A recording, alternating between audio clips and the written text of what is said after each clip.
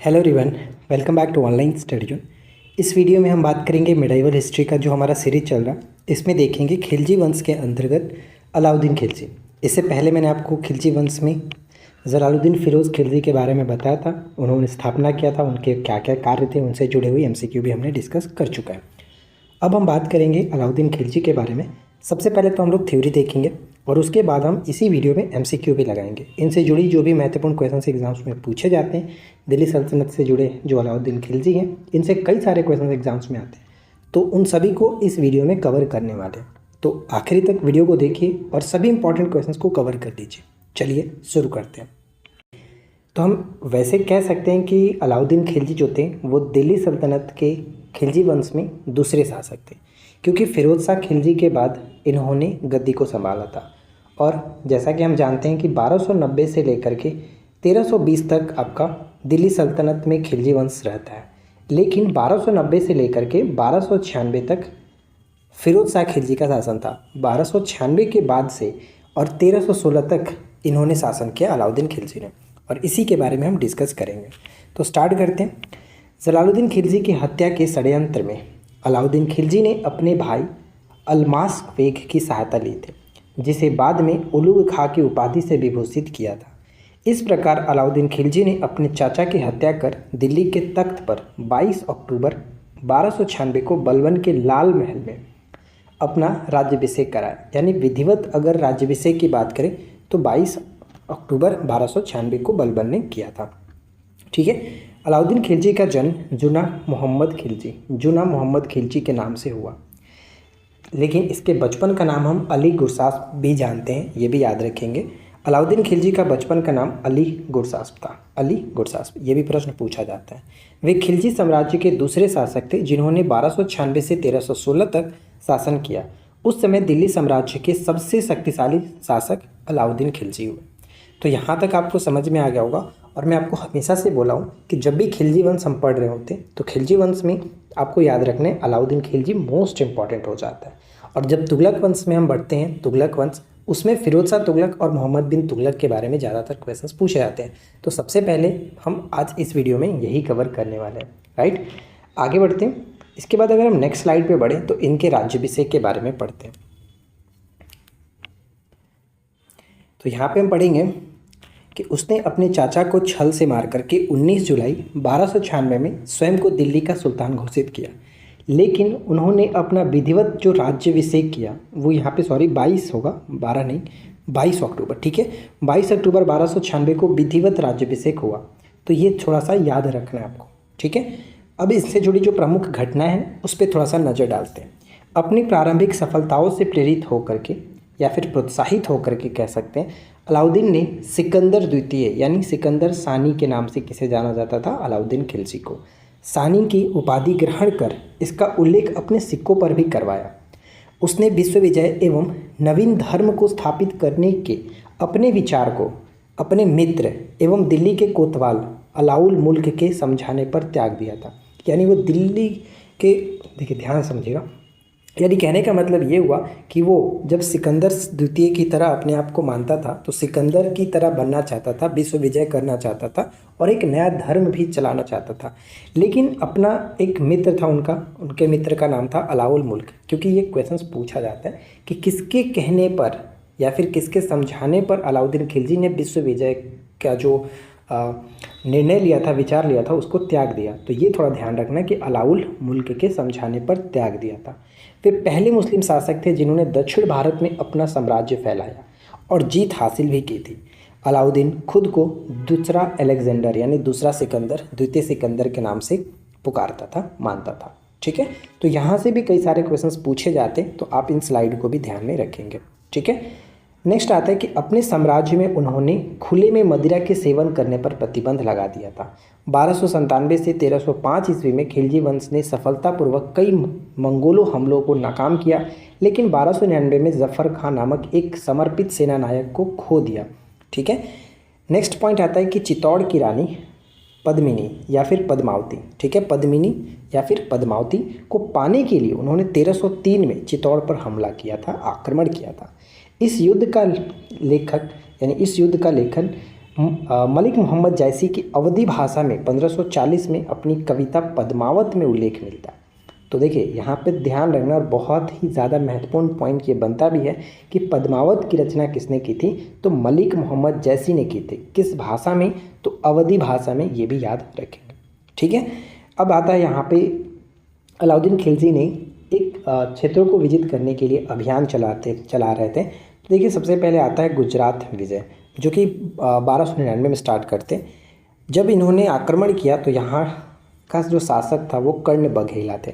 1299 में गुजरात अभियान हुआ और कर्ण बघेला बिना युद्ध किए ही भाग गया और देवगिरी में रामचंद्र देव के यहाँ शरण लिया। ध्यान रखिएगा, आगे जाकर के इनसे भी युद्ध होता है, ये भी इम्पॉर्टेंट है। तो हम सबसे पहले ये बात करते हैं।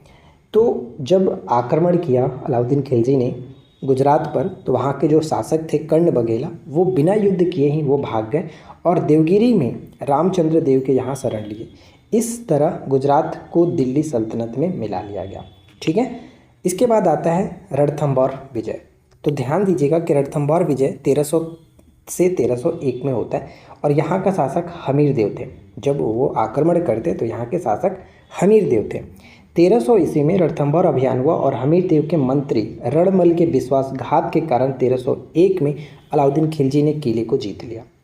मेवाड़ विजय की बात करें तो 1303 में होता है। इस समय यहाँ का जो शासक थे राणा रतन सेन थे। 1303 में अलाउद्दीन के स्वयं मेवाड़ अभियान किया। इस अभियान में अमीर खुसरो भी इसके साथ थे। अमीर खुसरो इनके साथ थे। इस अभियान का एक और मुख्य उद्देश्य राणा रतन सेन की पत्नी जो पद्मिनी थी, जिसको हम लोग पद्मावती के नाम से भी जानते हैं, उनको प्राप्त करना था, क्योंकि इनसे ये काफ़ी जो कि प्रेरित हो गए थे, इनको ये पाना चाहते थे। आपको पता ही होगा कहानी। तो ये थोड़ा सा ध्यान रखेंगे क्योंकि मेवाड़ विजय इंपॉर्टेंट भी हो जाता है सिर्फ पद्मावती को लेकर के। इसके बाद यहाँ पे हम देखेंगे दक्षिण भारत की विजय। दक्षिण भारत में भी उन्होंने अपना अभियान स्टार्ट किया। दक्षिण अभियान का मुख्य उद्देश्य दक्षिण भारत की संपत्ति प्राप्त करना था। यहाँ पे नेक्स्ट स्लाइड में हम देखेंगे देवगिरी अभियान। तो देवगिरी अभियान 1307 में होता है। इस समय देवगिरी का शासक जो रामचंद्र देव थे, रामचंद्र देव। देखिए यहाँ पे एक चीज़ मैंने मेंशन नहीं किया, लेकिन आपको बता देता हूँ क्योंकि क्वेश्चंस पूछा जाता है कि जब देवगिरी पर शासन कर रहे थे रामचंद्र देव, उस वक्त ये जो वंश था, कौन सा वंश था, यानी जो रामचंद्र देव थे वो किस वंश के थे, यादव वंश के थे। ध्यान रखेंगे, यादव वंश के थे। रामचंद्र देव को परिवार सहित दिल्ली भेज दिया और रामचंद्र देव यहाँ पर 6 महीने तक रहा और अपनी पुत्री का विवाह सुल्तान के साथ कर दिया। सुल्तान ने 1 लाख रुपये स्वर्ण मुद्रा एवं राय की उपाधि प्रदान की। ध्यान दीजिएगा कि अलाउद्दीन खिलजी ने जो रामचंद्र देव हैं इनको 1 लाख स्वर्ण मुद्राएं भी दी और साथ ही साथ राया की उपाधि से सम्मानित किया। तो ये क्वेश्चंस पूछा गया है कई बार कि अलाउद्दीन खिलजी ने किसे राया की उपाधि दी थी, तो देवगिरी के शासक रामचंद्र देव जो कि यादव वंश के थे। ठीक है, होयसाल राज्य पर आक्रमण 1311 में होता है और यहाँ का शासक जो थे वीर बल्लाल देव तृतीय थे। इसकी राजधानी द्वार समुद्र थी। नेक्स्ट पॉइंट आता है कि पांड्य राज्य पर आक्रमण, जो कि 1311 में ही होता है और यहाँ के जो शासक थे वो पांड्य थे, वीर पांड्य। इसकी राजधानी मदुरै थी। 1311 में मलिक काफूर ने मदुरै पर आक्रमण किया, लेकिन वीर पांड्य उसके हाथ नहीं लगा और यहाँ पर इसने भीषण लूटपाट की। दक्षिण भारत का यानी दक्षिण का यही एक राजा थे जिसने अलाउद्दीन खिलजी का अधीनता स्वीकार नहीं की थी। ये भी इंपॉर्टेंट पॉइंट रहेगा, याद रखिएगा। ठीक है, पांड्य साम्राज्य पर जब आक्रमण किया तो यहाँ के जो राजा थे उन्होंने इसकी अधीनता स्वीकार नहीं की थी। तो ये चीज़ आपको क्लियर हो गया होगा यहाँ तक। अब आते हैं अलाउद्दीन खिलजी के कुछ निर्माण कार्य के बारे में। स्थापत्य कला के क्षेत्र में अलाउद्दीन खिलजी ने वृत्ताकार अलाई दरवाज़ा अथवा कुश्क-ए-शिकार का निर्माण कराया था। इसके द्वारा बनाया गया अलाई दरवाज़ा प्रारंभिक तुर्की कला का एक श्रेष्ठ नमूना माना जाता है। तो सबसे ज़्यादा यही पूछा था कि अलाई दरवाज़ा किसने बनवाया है, तो अलाउद्दीन खिलजी ने बनवाया। ठीक है, अब इनकी मृत्यु के बारे में यहाँ पे थोड़ा सा पॉइंट है। जैसे अलाउद्दीन खिलजी के जीवन के अंतिम दिन काफ़ी दर्द भरे थे। इनकी अक्षमता का फ़ायदा लेते हुए कमांडर मलिक काफूर ने पूरा साम्राज्य हथिया लिया। उस समय वे निराश और कमज़ोर हो गए थे और 1316 में उनकी मृत्यु हो जाती है और बाद में 1320 तक जाकर के खिलजी वंश समाप्त हो जाता है। ठीक है, अब हम यहाँ पे देख लेते हैं महत्वपूर्ण तथ्य। देखिए यहाँ से भी कई सारे प्रश्न बनेंगे तो ध्यान से देखिएगा। जलालुद्दीन खिलजी के समय में पराजित मंगोल सैनिक इस्लाम धर्म स्वीकार कर लिए थे। वे 9 मुस्लिम कहलाए और दिल्ली में जिस क्षेत्र में बसे उसे मंगोलपुरी के नाम से जाना गया। ये भी ध्यान रखेंगे। अलाउद्दीन खिलजी अपने सिक्कों पर सिकंदर ए सानी अर्थात द्वितीय सिकंदर की उपाधि अंकित कराई। तो ये कई बार पूछा गया है, द्वितीय सिकंदर या फिर सिकंदर ए सानी के नाम से किसे जाना जाता है। अलाउद्दीन खिलजी ने रामचंद्र देव को, जो कि देवगिरी के शासक थे, यादव वंश के शासक थे, इन्हें राय राया की उपाधि दी। अलाउद्दीन खिलजी ने सैन्य सुधार के अंतर्गत नगद वेतन, घोड़े दागने की प्रथा तथा सैनिकों की हुलिया लिखने की प्रथा, ये सब कुछ स्टार्ट किया था और यहाँ से कई बार प्रश्न पूछा गया। तो ये एकदम वीवीआई पॉइंट है। अलाउद्दीन खिलजी की दक्षिण विजय का श्रेय किसे जाता है? तो मलिक काफूर को दिया जाता है। मलिक काफूर ने ही दक्षिण भारत में काफ़ी ज़्यादा जो अभियान था वो इनका नेतृत्व किए थे। अब जा कर के हम यहाँ पे थ्योरी को कंप्लीट करते हैं। अब हम एमसीक्यू स्टार्ट करते हैं। अगर आप यहाँ तक वीडियो को देख रहे हैं तो उम्मीद करता हूँ कि आपको अच्छा लगा होगा, सब कुछ अच्छे से समझे होंगे। अब अगर आपने वीडियो को ध्यान से देखा है तो चलिए एमसीक्यू स्टार्ट करते हैं और आप एमसीक्यू लगाइए और देखिए कितना सही कर पाते हैं। ठीक है, शुरू करते हैं। देखिए, पहला प्रश्न यह है कि निम्नलिखित में से किस खिलजी शासक ने दिल्ली के राज सिंहासन पर बैठने के लिए अपने ससुर की हत्या की थी? अपने ससुर की हत्या की थी। तो सही आंसर क्या बनेगा? अलाउद्दीन खिलजी ने। ठीक है, फिरोज शाह खिलजी की हत्या इन्होंने किया था। तो ऑप्शन डी बिल्कुल करेक्ट आंसर बनेगा। अलाउद्दीन खिलजी ने स्वयं को सुल्तान कब घोषित किया? सुल्तान कब घोषित किया? तो मैं आपको क्या बताया था कि सुल्तान घोषित और साथ ही साथ इन्होंने अपने आप को राज्याभिषेक पर, मतलब कि राज्याभिषेक अपना विधिवत रूप से किया था 22 अक्टूबर को। तो यहाँ पे 19 जुलाई 1296 को इन्होंने अपने आप को सुल्तान घोषित कर दिया था। तो डी करेक्ट होगा। मोहम्मद बिन तुगलक दिल्ली की गद्दी पर कब बैठा? अच्छा, ये तुगलक थोड़ा सा आ गया है यहाँ पे, कोई बात नहीं। तो मोहम्मद बिन तुगलक 1325 में गद्दी पर बैठते हैं। डी यहाँ पे करेक्ट है। मोहम्मद बिन तुगलक का वास्तविक नाम क्या था? तो तुगलक का वास्तविक नाम जूना खां था। यहाँ पे बी होगा। नेक्स्ट है कि अलाउद्दीन खिलजी विधिवत रूप से दिल्ली के राज सिंहासन पर कब बैठते हैं? तो यहाँ पे देखिए डेट मेंशन फिलहाल जो कि गलत है, यहाँ पे 22 हो जाएगा। 22 अक्टूबर 1296 करेक्ट है। ठीक है, 19 जुलाई को घोषणा करते हैं और 22 अक्टूबर 1296 को पूरी तरह से ये राज्याभिषेक करवाते हैं। बलबन के द्वारा बना लाल महल। अलाउद्दीन खिलजी के बचपन का नाम क्या था? अलाउद्दीन खिलजी के बचपन का नाम क्या था? अली गुरसास्प। ऑप्शन ए होगा अली गुरसास्प। अलाउद्दीन खिलजी ने 1293 में मालवा प्रदेश के विल्सा पर आक्रमण किया, जिससे प्रसन्न होकर के सुल्तान जलालुद्दीन फिरोज खिलजी ने उसे आरिज ए ममालिक एवं कहाँ का सूबेदार नियुक्त किया था? तो बताइए कहाँ का सूबेदार नियुक्त किया गया था? तो अवध के सूबेदार नियुक्त हुए थे। Option A Awadh. अलाउद्दीन खिलजी का पहला सैन्य अभियान है निम्नलिखित में से कौन सा? किस क्षेत्र के विरुद्ध हुआ था? देखिए, हमने देखा कि गुजरात जो अभियान है वो 1297 में स्टार्ट कर दिए थे इन्होंने। रणथंभौर की बात करें तो 1300 से 1301 चला था और वहीं देवगिरी तो हमने 1307 देखा है और साथ ही साथ चित्तौड़ जो कि 1303। तो सबसे पहला तो अकॉर्डिंग टू ऑप्शन हो जाएगा ऑप्शन ए। ठीक है, गुजरात अभियान इन्होंने 1296-97 में स्टार्ट किया था।